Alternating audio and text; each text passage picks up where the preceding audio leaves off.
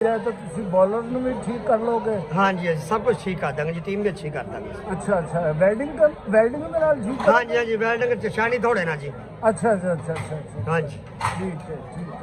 ਤੇ ਇਹ ਦੱਸੋ ਕਿ ਸਾਡੇ ਖਿਡਾਰੀ ਜਿਹੜੇ ਨੇ ਇੱਕ ਅੱਜ ਕੱਲ੍ਹ ਪਾਟੇ ਹੋਏ ਨੇ, ਇੱਕ ਦੂਜੇ ਨੂੰ ਮੰਨਦੇ ਨਹੀਂ, ਆਪਸ 'ਚ ਇਖਤਲਾਫਾਤ ਚੱਲ ਰਹੇ ਨੇ, ਤੇ ਤੁਸੀਂ ਉਹਨਾਂ ਨੂੰ ਜੋੜ ਲੋਗੇ?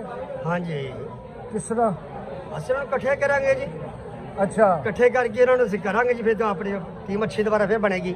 ਅੱਛਾ ਹਾਂ ਮੈਂ ਸਮਝਿਆ ਤੁਸੀਂ ਇਹ ਬੈਲਡਿੰਗ ਲਾਵਾਂਗੇ ਨਾਲ ਉਹਨਾਂ ਦੇ, ਅੱਛਾ। ਰਾਡ ਲਾਵਾਂਗੇ ਨਾਲ ਉਹਨਾਂ ਦੇ। ਅੱਛਾ ਅੱਛਾ ਉਹਨਾਂ ਅੱਛਾ। ਟੋਚ ਲਾਵਾਂਗੇ ਅਸੀਂ, ਇੰਜ ਕਰਕੇ ਇੰਜ ਟੋਚ ਲਾਵਾਂਗੇ ਨਾਲ ਜੀ। ਓਏ ਹੋਏ ਹੋਏ ਹੋਏ ਫਿਰ ਜੁੜ ਜਾਣਗੇ। ਹਾਂਜੀ ਫਿਰ ਜੁੜ ਜਾਣਗੇ ਜੀ। ਤੇ ਜੇ ਫਿਰ ਮੈਦਾਨ 'ਚ ਉਤਾਰਨ ਵਾਸਤੇ ਉਹਨਾਂ ਨੂੰ ਅਲੱਗ ਕਿਸ ਤਰ੍ਹਾਂ ਉਹ ਕਰਾਂਗੇ? ਫਿਰ ਸਾਡੇ ਕੋਲ ਬਿਲਡਿੰਗ ਆਗਾ ਜੋ ਪਲਾਂਟ ਨਾਲ ਲੈਦਾ ਨਾਲ ਕਰ ਦਾਂਗੇ ਜੀ। ਅੱਛਾ ਹਾਂਜੀ ਗੈਸ ਬੱਤੀ ਸਾਡੇ ਕੋਲ ਹੈਗੀ ਹੈ ਜੀ ਨਾਲ ਜੀ, ਉਹ ਗੈਸ ਬੱਤੀ